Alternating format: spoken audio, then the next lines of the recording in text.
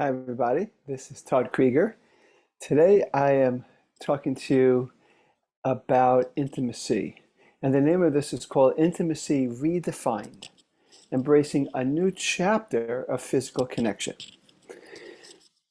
When couples lose their way, which kind of most couples do, what I mean by lose their way, they lose their passion, they lose their sense of aliveness, some more than others. It's not the end of the world. It's not at all the end of the world. As a matter of fact, most of us could say that our role models, mainly our parents, grandparents, they didn't really show us the way to have a connected, alive, passionate, deep relationship for the long term. And so we've been kind of imprinted with what we've seen from those ancestors. And so we're kind of dancing in the dark. The good news is that there's so much information now, and there's really good therapists and relationship coaches that can help you redefine what your relationship, your committed relationship is going to be when it comes to intimacy, physical connection. Um, so one of the things that I oftentimes have said to people, and in my book I wrote quite a few years ago called The Long Hot Marriage, I had a title early in the book called Beware of Your Perception of Your Partner. And what I mean by that is that we have perceptions and they get locked in perceptions of our partner and of ourselves. And so we see them in a certain way, we see ourselves in a certain way, and it's kind of fixed. And we act according to those identities that we have learned in our relationship, probably in our families of origin. Some of us have learned to be more serious, some silly and playful, some more adventurous, some relatively safe. Um, so it's important to realize that those are conditioned responses, and that it's possible for us to let go of past expectations of ourselves and our partners and embrace the opportunity for a fresh start.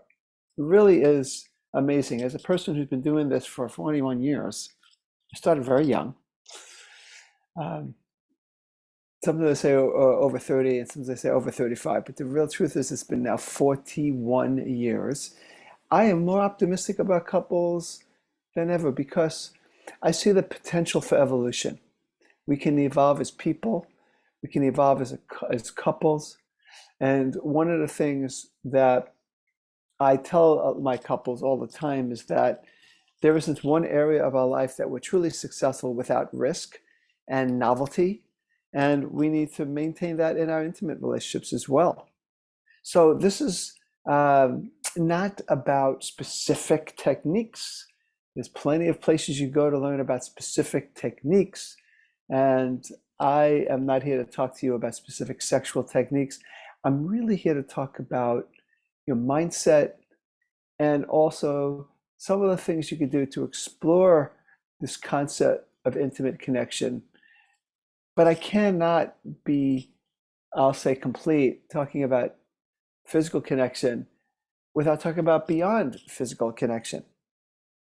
We understand that some people more than others, I know in the past we've talked about women, and that's probably some truth to this as well, tend to, in long-term relationships, become open physically when their heart opens. And so, whereas in the beginning of relationships, it's kind of not necessary for people's hearts to be fully open because there's the excitement and the chemistry of a new relationship. As a relationship goes on, usually one, if not both partners, in order to have really good physical connection, they need to have an open heart. So we do need to understand that that is a requirement for many people. Most of the women I've seen for sure. And I'm not saying that's true for everybody in the same degree, but developing an emotional connection is as necessary for a physical connection and sexual desire as it is to eat and drink to feel good.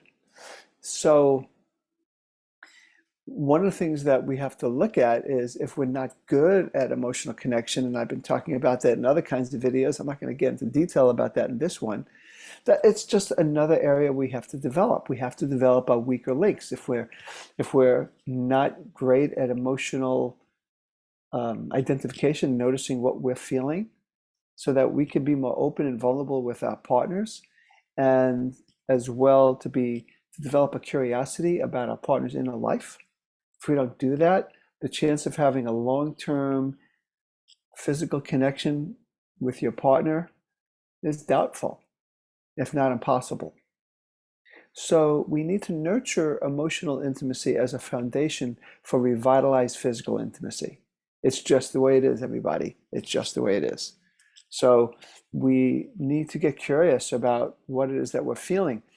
Um, what I've noticed is that people that live on the surface, they um, they don't have the kind of depth and physical connection, which leads to possible boredom in the partner, maybe even in themselves. Just talking to one of my clients this evening who's frustrated because her husband has been drinking too much. And when people drink, they can't go deep. They live on the surface. Now, I'm not saying people should never drink. I'm not going to be black and white about it. But the truth is that using substances on a frequent basis prevents people from being fully present in a deep way. And for many people like this woman, she's going to need that to be inspired to open up emotionally and sexually with her husband. So we need to be interested in what that feels like to be physically and emotionally present for our partner, which usually means being interested and present for ourselves. So what's going on beneath my head? What's going on in my body? What am I feeling? Remember, physical intimacy, sex is about the body, and so is our feelings. Our feelings are in the body, our desires in the body, our fears are in the body. So it's very important to be interested in the body. And so when we redefine intimacy and we want to embrace this new chapter of physical connection, for those of us that maybe have some difficulty getting to know what's going on in our body, it's worth a look, a lot of looks, consistent looks, really important. So before I get back into the sex and physical connection, it's important also to celebrate the wonder of exploring our emotional lives and what's going on there. All genders, all genders need to do this. So once we can explore what it's like to be our emotional selves and to begin to practice being more vulnerable and share, which is not easy to do when we grew up in families where maybe things were more superficial, more safe, more private. We, despite it being challenging, it does open the door for physical intimacy, and it's an adventure, right? We love adventure. All of us love adventure. Most of us love adventures. I love to hike. I love to bike. I love to go on boats and do new things. Um, I took it up a new sport of golf, which is for me a big adventure, especially the way I sometimes hit the ball. It's quite adventurous. You never know where the ball is going to go. But we crave adventure to some degree. We watch action movies. There are reasons why we do that. We love mysteries. We're into adventure. Well, it's important to intentionally create an interpersonal adventure with our partner. And as we do that, now we have the opportunity to celebrate and experiment with physical connection. We start to have conversations about sex. What is it that you really want? I can't tell you how many couples come to me and one of the partners don't really know what they want in the bedroom. They're not used to looking in, they're used to pleasing the other partner, and eventually it oftentimes turns down the dial of their sexual desire. And so the thing that's important for this person in particular, who may have grown up trying to please others and placate others, now has to learn how to be more selfish in a sense. And that's a good word, not a bad word. Self-absorbed, not so great. Selfish, good. You need to be tuned into yourself. What is it that I want? What do I want in the bedroom? What would feel good? Let me explore what might feel good. We want to have an aura of experimentation with the couple. We don't want to have this idea that we got to hit the bullseye every time and have phenomenal orgasms or whatever we think comprises of good sex. Get rid of those ideas of what good sex is, which has to do with, having penises work perfectly and vaginas work perfectly. Instead, redefine sex as a way of connecting with each other and to experiment with each other and find out what works and what doesn't, and to just to help people get aroused. If they don't get aroused the first time you try something else, it's not a big deal. You want to experiment and explore and connect. Of course, mutual consent is very important. We always need to, in this new chapter of physical connection, make sure that both people have a voice, that both people's desires and preferences are taken into account, that we don't expect to always get whatever we want at the expense of the other person losing their voice. Because in the long run, a person who loses their voice loses their desire. So we want to, just to reiterate, have an atmosphere of exploration and experimentation, and also mutual consent in the bedroom.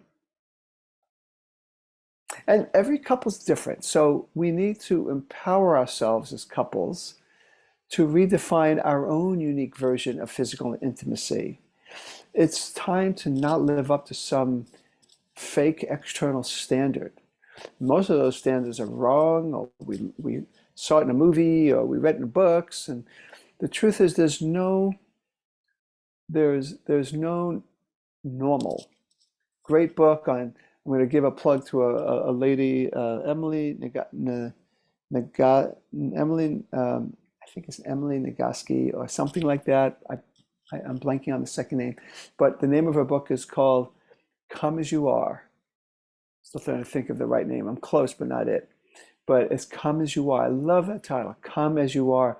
And that book is very scientific, as well as, it talks about sex, but everything's very scientific, and you start to appreciate the beauty of diversity and how people have different sexual accelerators that turn them on, sexual breaks, they have different levels of it. It's all okay. It's all good. We just need to learn how to recreate our own version of physical intimacy and learn what works for us amidst our experimentation, our exploration, and our mutual consent. So, like I said, this last point, it's important to find your own way and to be very slow to judge, because we just have our own paths and we need to incorporate each person's sets of desires and backgrounds and fears and how they define themselves sexually. But also combining that with what I started out with, coming full circle, and that is to be open to new, not just experimentations of what we want to do, but experimenting of how we perceive ourselves, and to play with the other side, our weaker link. Person tends to be serious. Encourage yourself to be playful. If you're silly all the time, maybe it's time to be more present and mature. Whatever the case may be, we're a kaleidoscope. We don't want to be one-dimensional. We want to be multidimensional in and out of the bedroom. So I just wanted to say that basically, again, the optimism, because I've worked so successfully with so many couples, so many thousands of couples, where they have redefined their intimacy and they've embraced this new chapter of their physical connection, which incorporates emotional connection. We have tremendous capacity. We are not defined by our past. We are not defined by the limitations of our ancestors.